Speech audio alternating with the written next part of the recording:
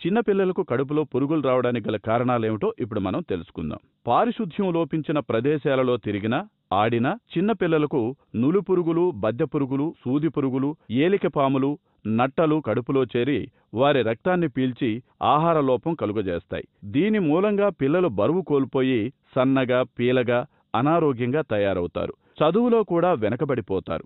పిల్లలకు కడుపులో పురుగులు రావడానికి ముఖ్య కారణాలేమిటంటే బయలు ప్రదేశంలో మల విసర్జన, ఆహారం తీసుకునే ముందు కాళ్ళు, చేతులు శుభ్రపరచుకోకపోవడం, మల విసర్జన తర్వాత చేతులు సబ్బుతో కడుక్కోకపోవడం, గోళ్లలో మట్టి పేరుకోకపోవడం.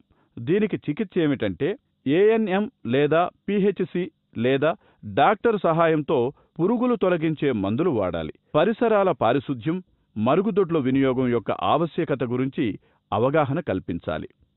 పిల్లలు నిద్రలో ఉన్నప్పుడు మూత్ర విసర్జన చేస్తుంటారు. అందుకు గల కారణాలేమిటో ఇప్పుడు మనం తెలుసుకుందాం. 5 నుంచి 6 సంవత్సరాల మధ్య గల పిల్లలు నిద్రలో మూత్ర విసర్జన చేస్తే డాక్టర్ సలహా తీసుకోవాల్సిన అవసరం ఉంది. వయసుకు తగ్గ మూత్రాశయము లేకపోవుట, చిన్నదిగా ఉన్నా ఈ లక్షణము రావచ్చు.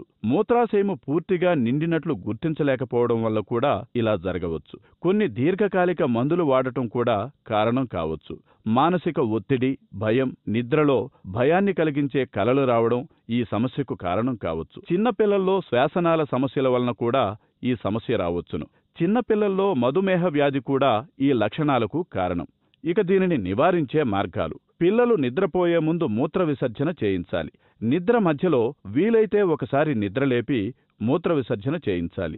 నిద్రపోయే ముందు తక్కువగా నీళ్లు త్రాగడం లేక 1 గంట ముందు నీళ్లు త్రాగడం అలవాటు చేయాలి. ఒకవేళ ఈ సమస్య ఎంతకు తగ్గకపోతే తగిన వైద్యుల సలహా తీసుకోవడం తప్పనిసరి.